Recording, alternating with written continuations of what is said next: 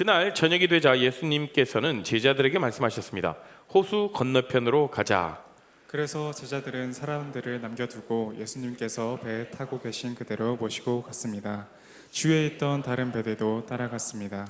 그때 매우 강한 바람이 불어와서 파도가 배 안으로 덮쳐 들어왔고 물이 배 안에 차게 되었습니다. 예수님은 배 고물에서 베개를 베고 주무시고 계셨습니다. 제자들이 와서 예수님을 깨우면서 말했습니다. 선생님, 우리가 죽게 되었는데 돌아보지 아니하십니까? 예수님께서 일어나시더니 바람을 꾸짖고 호수에게 명령하셨습니다. 조용하여라, 잠잠하여라. 그러자 바람이 멈추었고 호수가 잔잔해졌습니다. 예수님께서 제자들에게 말씀하셨습니다. 어째서 너희가 무서워하느냐? 아직도 믿음이 없느냐? 함께 읽겠습니다. 41절입니다. 제자들이 매우 두려워하며 이분이 어떤 분이길래 바람과 파도도 순종하는 것일까 하고 서로에게 물었습니다. 아멘. 여러분, 오늘 제가 재밌는 이야기를 하나 여러분 들려드리고 시작하도록 하겠습니다. 세계적으로 유명한 아주 뛰어난 능력이 있는 외줄타기 고개사가 있었어요. 근데 한 그 고개사가 많은 사람들 앞에서 정말 폭포가 떨어지는 높은 곳에서 그 폭포를 가로질러서 줄을 매달아 놓고 그것을 건너갑니다.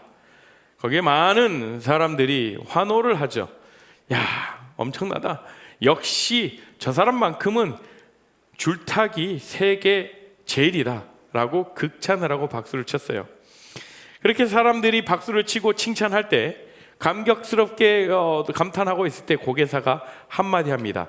여러분, 제가 지금부터 한 사람을 제 어깨에 메고 갈 수 있다는 것을 여러분 믿으십니까? 라고 했을 때 사람들이 물론 당연하죠. 당신이라면 두 사람도 얻고 줄을 타고 넘어갈 수 있을 겁니다 라고 얘기를 했어요. 그러니까 다시 그 고개사가 질문을 합니다. 아이고, 제 실력을 인정해 주시니까 정말 좋고 감사합니다.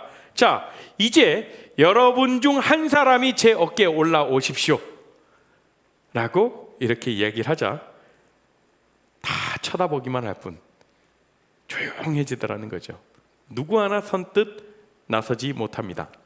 아니, 조금 전까지 그 고개사라면 두 사람을 태우고도 건너갈 수 있으리라고 말하던 사람들이 직접 타보라고 하니까 두려워서 누구 하나 나서지 못한 거죠. 그런데 갑자기 저기 멀리서 사람을 삐짓고 한 소년이 손을 듭니다. 제가 올라타겠습니다. 그러니까 사람들이 난리가 난 거죠. 야, 너 큰일 나려고, 너 사고 나면 어떻게 하려고 그러냐, 막 이렇게 이야기가 합니다. 그러자 그 소년이 대답합니다. 여러분, 이분은 우리 아빠예요. 이렇게 대답해요. 여러분, 우리가 항상 상황이 좋을 때는요, 다 하나님을 아버지라고 합니다.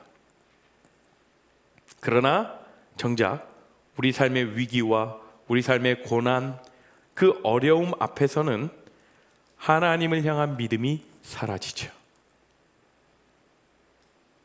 오늘 우리에게는 하나님을 전적으로 신뢰할 수 있는 믿음이 필요하다는 것을 이 이야기는 우리에게 보여줘요. 그래서 우리가 결정적인 순간에 주님께 매달리는 우리 레알 공동체, 우리 모든 분들이 되기를 주님의 이름으로 축복합니다. 오늘 본문 말씀을 한번 들어가 볼까요? 예수님께서요, 이제 가버나움 지역에서 사역을 하시다가 말씀을 잘 선포하셨어요. 하나님 나라에 대한 말씀을 선포하시고 하루 종일 사역을 하시고 이제 갈릴리 호수 건너편 거라사 지역으로 이동하셔서 사역의 무대를 옮기시죠. 그래서 이제 우리가 이제 건너가자라고 제자들에게 말씀하셔요. 그런데 건너갈 때 이동 수단이 뭐냐면 배로 이동을 하신 거죠. 갈릴리 호수를 건너야 하니까요. 그런데 문제가 하나 생긴 겁니다. 어떤 문제가 생겼을까? 37절 말씀 볼까요? 37절 말씀에 그때 매우 강한 바람이 불어와서 파도가 배 안으로 덮쳐 들어왔고 물이 배 안에 차게 되었습니다. 아니, 갑자기 풍랑이 일어난 거예요. 이 상황 한번 생각해 보시겠어요? 잔잔했던 그런 호수에서 갑자기 파도가 일러가지고 막 이제 배 안으로 물이 막 들어오고 난리가 난 상황이죠. 여러분들, 이 갈릴리 호수의 특징이 있어요. 이 지역에는요, 간혹가다 이러한 돌풍이 일어나는, 풍랑이 일어나는데요. 여러분 일반적인 호수라고 하면 사실은 이 갈릴리 바다라고도 표현하는데 갈릴리 호수가 맞는 이야기입니다. 호수죠. 그 호수가 엄청나게 크기 때문에 바다라고도 얘기를 합니다. 일반적인 호수는 잔잔하죠. 일반적인 호수가 막 파도가 치고 그러진 않습니다. 밀물과 썰물이 없기 때문에요. 그런데요, 갈릴리 호수에서는 지금 뭐라고 얘기하죠? 강한 풍랑이 일어나서 강한 파도가 일어났다고 해요.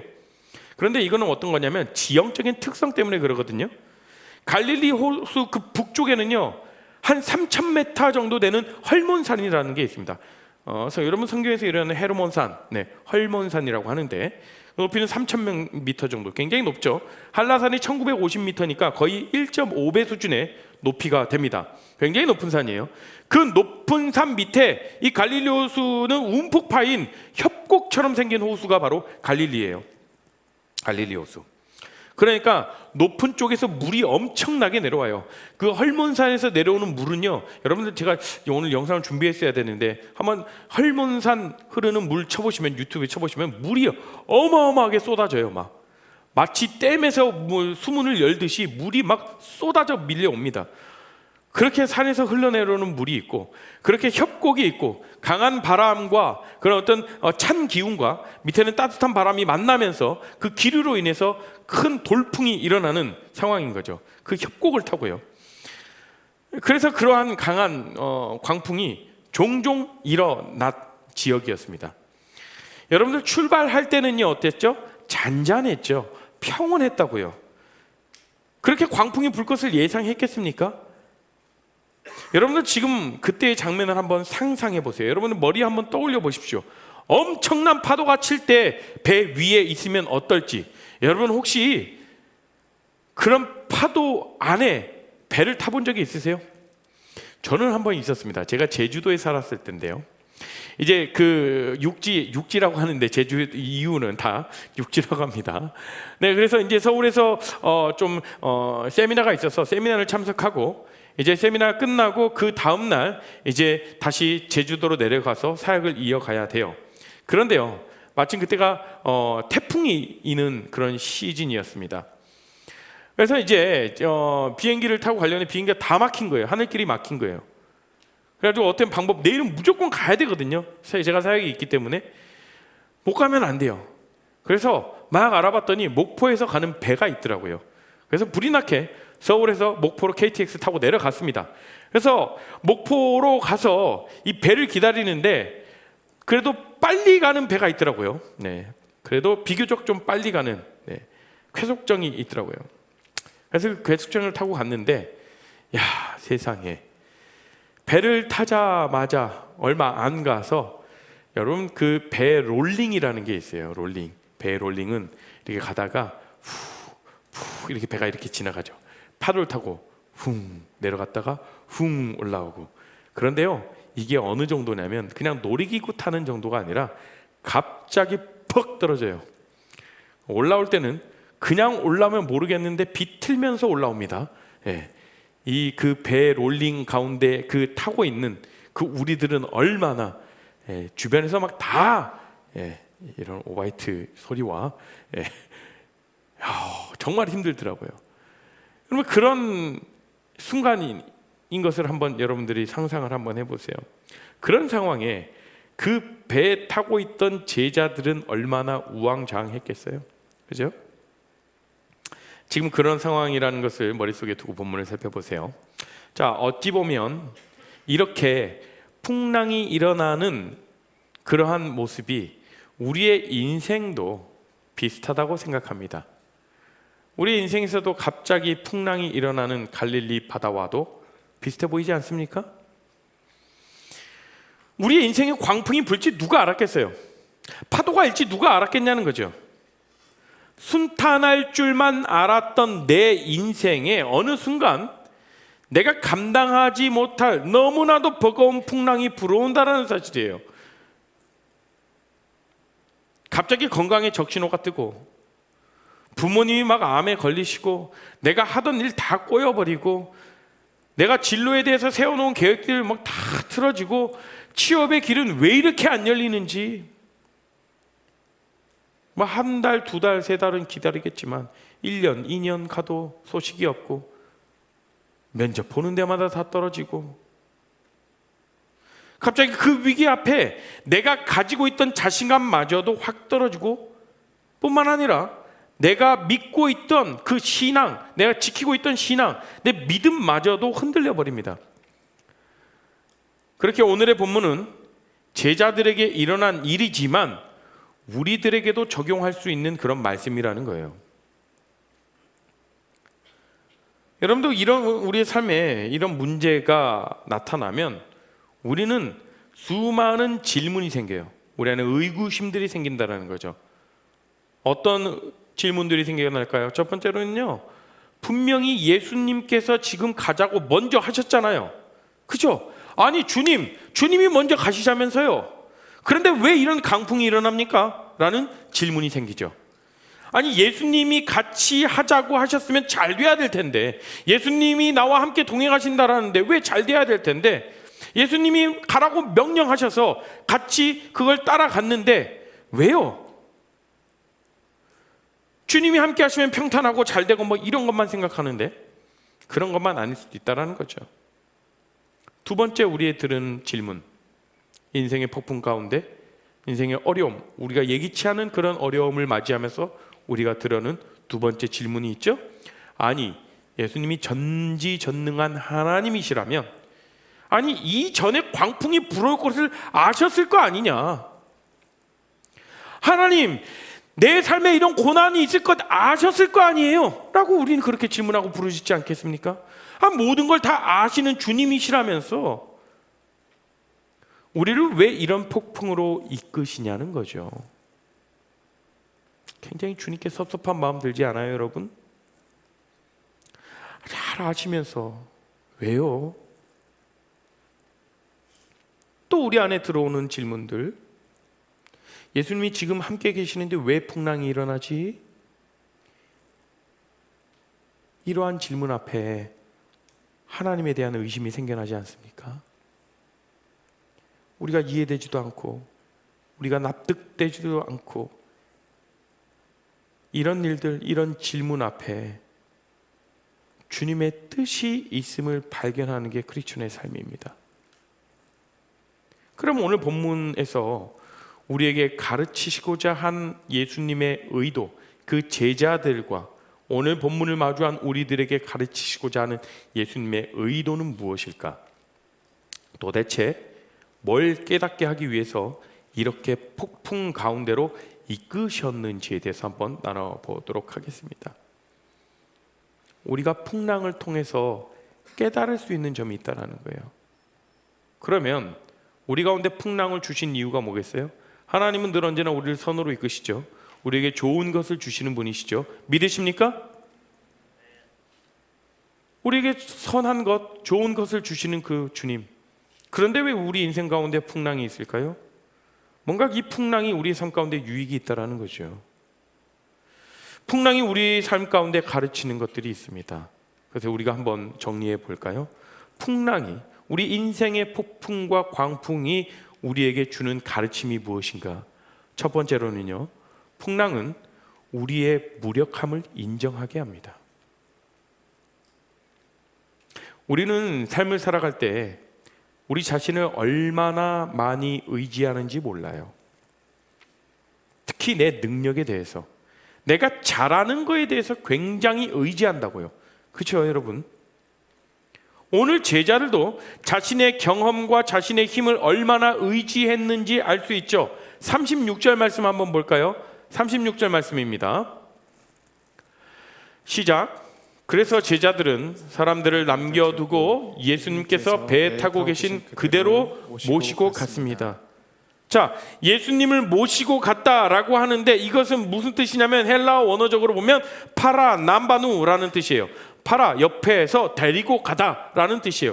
어머니 따지면 모시고, 정중하게 모시고 갔다는 게 아니라 그냥 툭 데리고 갔다라는 거예요. 예수님을 정중하게 모셨다라는 표현이 아니라는 거죠. 제자들은요, 평생토록 어부질을 하던, 배를 탔던 사람들이에요. 누구보다 물길을 잘 알고 누구보다 배를 잘 몰았기 때문에 자신들이 예수님을 데려간 거예요. 배 위에서는 내가 제일 잘 나가, 내가 컨트롤할 수 있고 내가 갑이야라고 생각을 하는 거죠. 여러분들, 우리의 인생에서도 그렇지 않습니까? 세상 모든 것들을 내가 컨트롤하려고 하는 나의 모습, 종종 이런 사람들이 있어요. 내가 잘하니까 다른 사람들한테 일 못 맡기고 내가 다 해야 직성이 풀리는 사람들. 그 안에는 결국 남을 믿지 못하는, 못 믿는 마음이 있는 거죠. 신뢰하지 못하는 불신. 그 안에 깊은 교만함이 있는 거죠. 나를 믿고 내 능력을 믿고 내 경험을 믿고 나 아니면 다른 사람, 내가 제일 잘해. 그런다는 거예요. 우리는 우리의 장점과 우리가 잘하는 것, 내 전공을 내가 의지해요.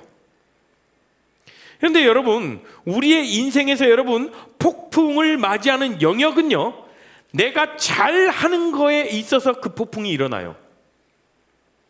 내 전공에서 폭풍을 만나고요, 내가 자신 있다 하는 영역에서 광풍을 만난다고요. 내가 자신 있어 하고 잘한다고 했는데 광풍을 딱 맞아봐요. 엄청나게 좌절하죠. 이건 진짜 내가 할 수 있는 게 아니구나. 뼈저리게 느끼지 않습니까? 제자들 보십시오. 배 운전에 대해서는요, 그 물길에 대해서는 누구보다도 잘 아는 베테랑이에요. 최고 잘 알아요. 그런데요, 광풍이 불어 이러고 파도가 치니까 어떻게 할 수 있습니까? 어떻게 할 수 없는 거예요. 내가 잘하는 그 안에서 그 폭풍이 한번 일어나니까 어떻게 할 수 없음을, 무력감을 인정할 수밖에 없는 거죠. 그 안에서 내가 해보겠다 하고 막 혼자 막 그렇게 해보십시오. 배는 더 뒤집어지겠죠. 내가 못하는 부분에 폭풍을 만나면 내가 이건 원래 내가 못하는 거니까 라고 이렇게 생각해버리기 쉽죠. 빠르게 인정할 텐데, 그죠? 그걸 통해 주님이 뭘 가르치시는 거예요? 우리가 하나님을 철저히 의지하도록 이끄신다라는 거죠. 자기를 신뢰하는 삶에서 오직 하나님만 신뢰하기 위해서 그런 장치로 풍랑을 주시는 겁니다. 여전히 자신들의 경험과 자기가 잘할 수 있는 것에 의지를 하는 제자들은 이 풍랑을 만나면서 엄청나게 깨진 거예요. 여전히 예수님을 데리고 가지 않아요. 자기가 주님이 가자고 했는데, 주님 타세요. 뱀 뒤로 좀 타십시오. 배 뒤가 제일 안전해요. 일단 여기 타세요. 자신들의 경험을 믿고 자신만만하던 제자들이었어요. 이들에게는 믿음이 아니라 뭘로 차 있었습니까? 자신감으로 똘똘 뭉쳐있고 자신감으로 꽉 차 있던 거예요. 여러분들이 정말 잘하고 여러분들이 전공, 여러분들이 최고 장점이라고 생각하는 것, 그 안에서는 굉장히 자신감 있지 않습니까? 그 영역에서는 때로는 주님을 찾지 못할 때가 많다라는 겁니다. 광풍이 주는 우리에게 가르침 두 번째, 풍랑은요, 하나님이 하나님 되심을 인정하게 합니다. 어떻게 해요? 하나님이 하나님 되심을 인정하게 한다는 거예요. 자, 그렇게 풍랑이 일어나자 예수님은 배 고물에서 주무시고, 배 고물이라는 것은 무엇이냐면 배 뒤편을 얘기해요. 배 후미 부분에 해당되는 공간인데요, 거기서 주무셨다라는 거죠. 아니, 어떻게 그러실 수가 있지? 우리는 인생의 풍랑이 일어나면 이 제자들처럼 우왕좌왕하고 어쩔 줄 몰라 합니다. 분명 주님이 우리와 함께 하시는 걸 알면서도요, 우왕좌왕하죠. 힘들어하죠. 멘붕이 오죠. 멘탈 나가버립니다. 예수님은 그런 상황에 바다를 잠잠케 하실 능력이 있는 하나님이시라는 거예요. 말씀만으로요. 그냥 말씀만으로 말씀하시잖아요. 잠잠하라, 고요하여라. 그 순간 파도가 잠잠해졌습니다. 그 누가 이 자연재해, 이 파도를 다스릴 수 있겠습니까? 예수님은 여기서 보여주신 것은 내가 곧 이 만물을 통치하고 다스릴 수 있는 하나님이다 라는 것을 명확하게 알려주시는 장면이에요. 제자들은요, 이때까지만 해도 예수님을 어떻게 불렀냐면 하나님, 예수 그리스도 나의 주님이라고 부르지 않고 선생님이여 라고 부릅니다. 선생님이요. 선생님 어찌 주무시고 계십니까? 예. 지금 그 살아계신 하나님, 아들 하나님이 내 옆에 계심에도 불구하고 그 하나님을 바라보지 못하고 선생님이여 라고 하고 아직까지 여전히 하나님 되심을 인정하지 못하는 그런 모습들입니다. 예수님은 선생님 전도가 아니죠. 바람과 파도를 명령만 하면 잠잠케 하실 수 있는 분이 바로 예수님, 곧 하나님이시라는 그 사실입니다. 믿으시죠? 여러분의 삶 가운데에서 주님이 정말 내 삶 가운데 모든 삶을 다스리시고 이 모든 천하 만물을 다스리시고 능치 못할 일 없는 분, 못하실 것이 없는 분, 그분이 바로 하나님, 내 곁에 계시고 나를 보살펴 주시고 나를 인도하시는 분이시라는 그 믿음을 가지고 나아가시는 여러분이 되시길 바랍니다. 인생의 풍랑을 맞닥뜨리면서 우리의 생각과 힘으로 할 수 없는 것이지만 우리 주님은 능히 하고도 남는, 하실 수 있는 능력의 하나님이다. 이걸 깨닫게 하기 위해서 제자들에게 광풍을 보여주셨죠. 세 번째요, 풍랑은 기도와 믿음이 필요함을 인정하게 해요. 여러분, 우리가 언제 더 기도의 자리에 나갑니까? 여러분들 일이 잘 풀릴 때, 행복할 때, 하나님 너무 요즘 행복한 나라를 주셔서 감사합니다. 막 작정 기도해요. 행복해서 막 작정, 금식 기도합니까? 아니죠. 여러분의 삶에 뭔가 문제가 터졌을 때, 큰일 났네, 지금 내가 기도 아니면 어쩔 수 없네 라고 하는 그런 상황 가운데서 여러분들 기도의 자리에 나오는 것 아니겠습니까? 우리가 의지할 것이 더 이상 없을 때 우리가 바짝 무릎 꿇고 기도하고 나가지 않습니까? 그리고 또 우리 안에 믿음이 또 생겨나요. 여러분, 정말 막 끝장까지 가면 여러분 막 기도가 막 터져 나오죠. 여러분, 기도의 대상이 누굽니까? 기도의 대상 하나님이에요. 그런데 우리는 그걸 너무나도 잘 알고 있음에도 불구하고 어느 정도 풀어갈 내 힘이 조금이라도 남아있을 때 기도 잘 안 해요. 하다 말아요. 더군다나 하나님이 나와 함께 동행하신다라는 그 믿음이 있으면서도 인생의 풍랑을 마주하면 그 믿음마저도 희미해져 버린다고요. 제자를 보십시오. 완전히 두 손 두 발 다 들고 예수님께 매달리는 모습이잖아요. 자기들이 해볼 거 다 안 되니까, 도저히 안 되니까 우리가 죽게 됐다, 죽게 됐다, 살려주십시오 선생님. 그런데 이 제자들은 자신들의 목숨 앞에서 그렇게 간절하게 주님께 매달렸죠. 그런데 아직은 믿음이 깊지 않은 모습이 있었어요. 지금 예수님과 함께 한 배 타고 있으면서도 불구하고 예수님에 대한 그 믿음은 저버리고 두려워하고 왜 우리를 죽게 내버렸냐며, 왜 우리를 돌보지 않으시냐며 따지는 제자들이죠. 아니, 지금 예수님과 함께 같이 있잖아요. 그런데 왜 우리를 돌봐주지 않냐고 따지고 있죠. 그냥 자고 있는 예수님이 너무 원망스러운 거예요. 우리의 문제를 지금 바로 해결해 주시지 않으니까 그 예수님이 너무 원망스러운 거예요. 우리 삶에서도 그렇지 않습니까, 여러분?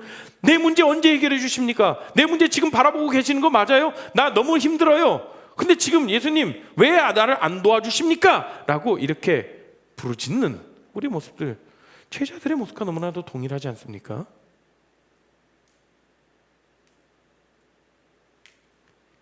제자들이 그러는 거죠. 지금 주님, 선생님, 지금 눈앞에 있는 문제를 좀 어떻게 해결해 보란 말입니다. 주님,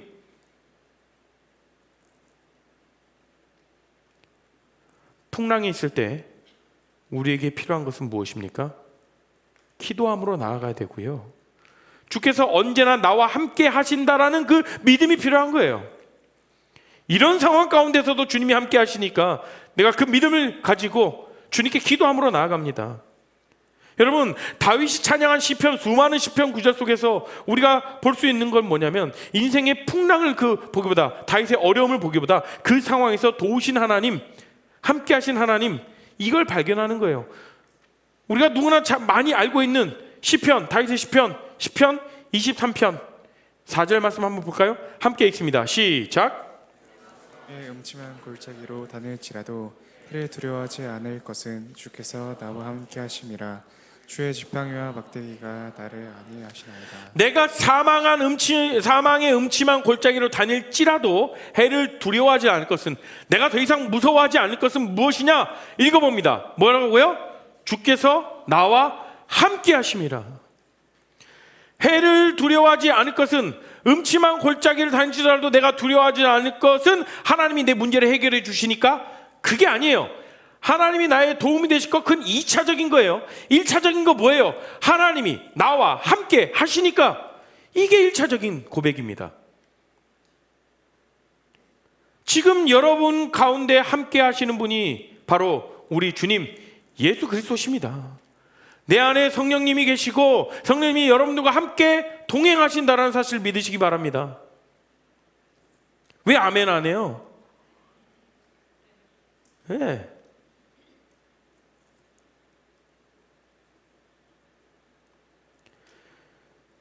주님이 나를 도우시기 때문에 내가 두려워하지 않는다. 이거는 2차적인 거예요.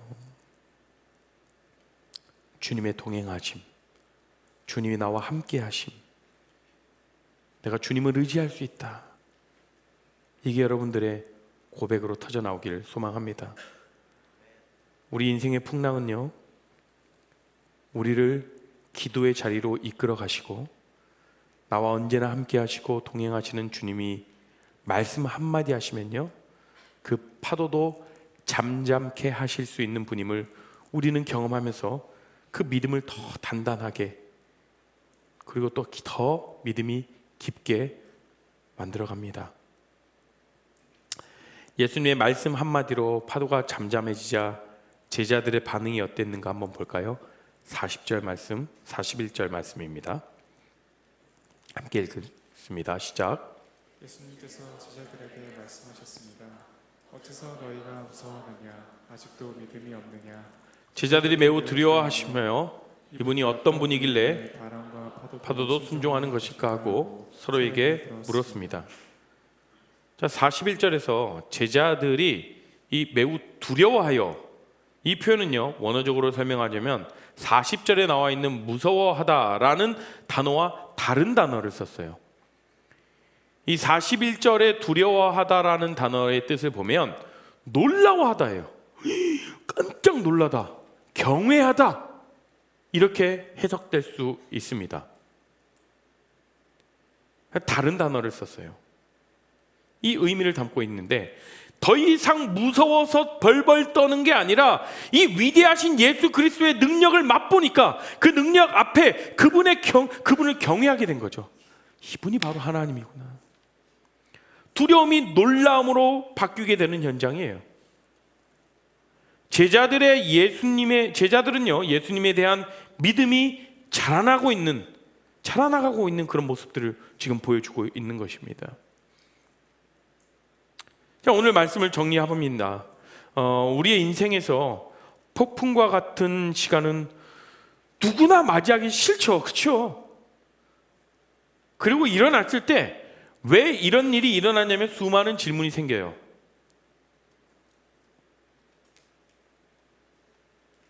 때로는 하나님을 원망하기도 하죠.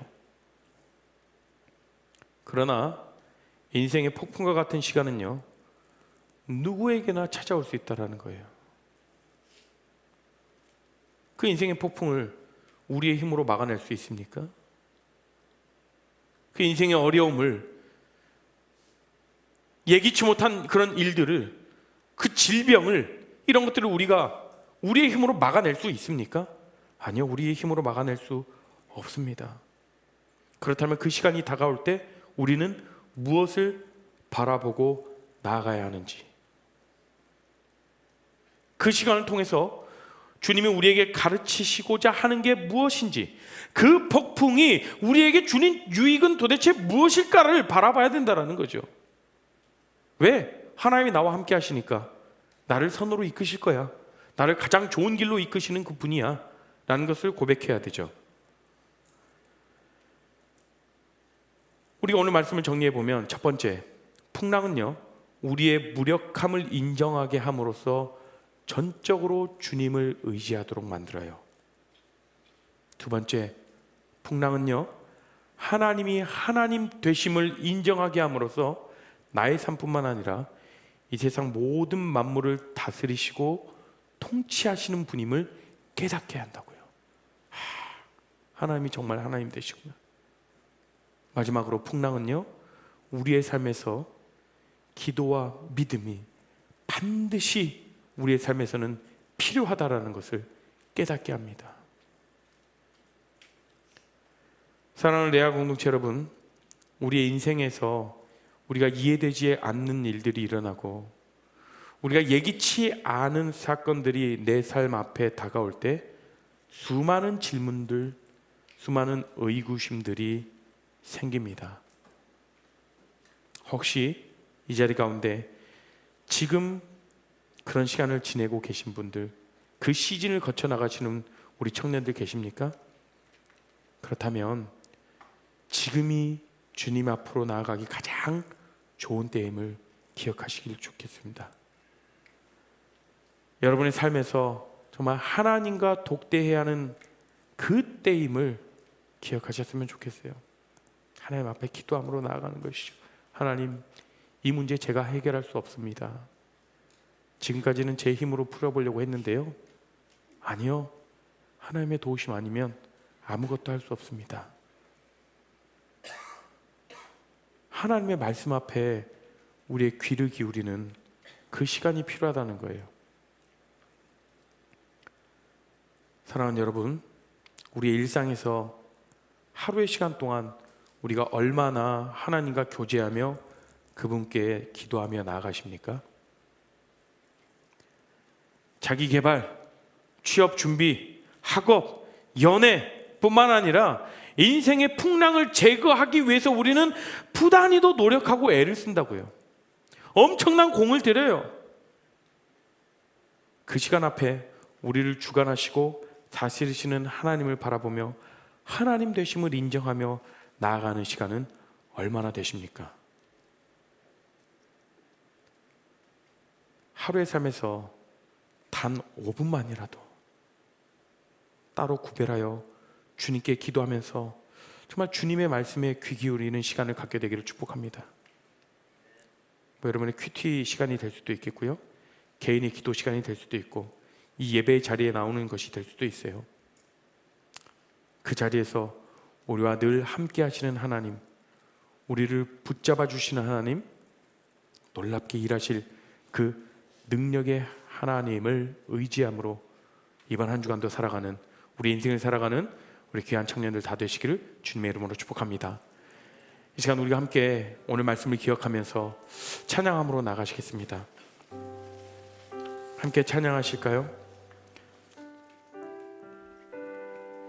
주님만 의지합니다. 주님만 의지합니다. 주께서 다스리네. 주께서 다스리네. 내 삶을 주께서 다스리네. 주께서 다스리네. 내 삶을 주께서 일하시네. 주께서 일하시네. 지금도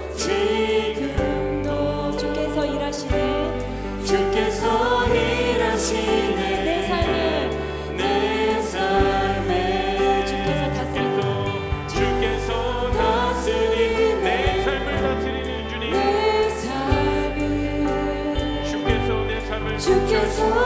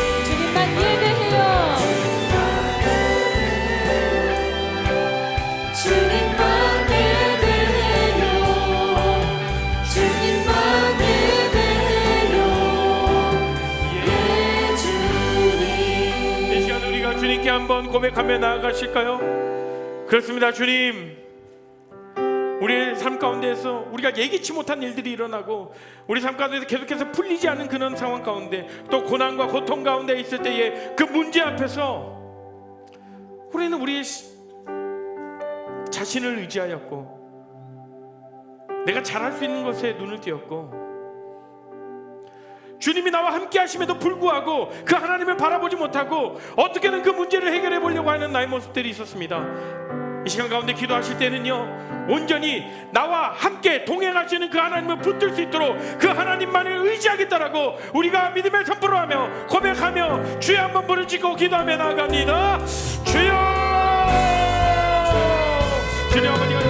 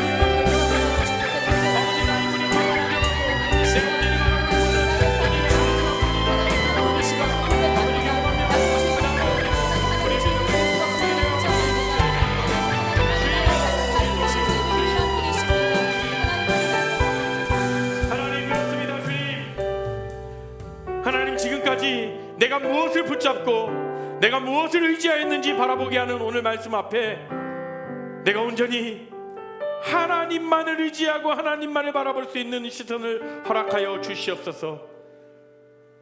나와 함께 동행하시고 내 맘 가운데 함께 하시는 그 성령 하나님을 의지하며 나아갑니다. 그 하나님을 바라볼 수 있는, 내가 무엇을 바라보며 나아가고 있는지를 명확하게 깨닫게 하시고 하나님만을 바라볼 수 있도록 믿음의 시선을 허락하여 주시옵소서. 그렇게 살아가기로 결정하는 우리 모든 청년들 가운데 함께 하실 주님을 찬양합니다. 우리에게 또 힘과 용기를 허락하실 그 주님을 경배하며 찬양하며 나아갑니다. 이제는 주 예수 그리스도의 은혜와 하나님의 크신 사랑과 성령 하나님의 감화 교통하심이 이제 주님만 의지하겠다라고 이 상황 가운데 온전히 나의 무력함을 인정하고 하나님만 바라보겠다라고 결정하며 다짐하며 나아가는 우리 모든 내알 공동체 가운데, 그 가정과 학업과 직장과 모든 일터 가운데 지금으로부터 영원토록 함께 하시기를 간절히 축원합나이다. 아멘.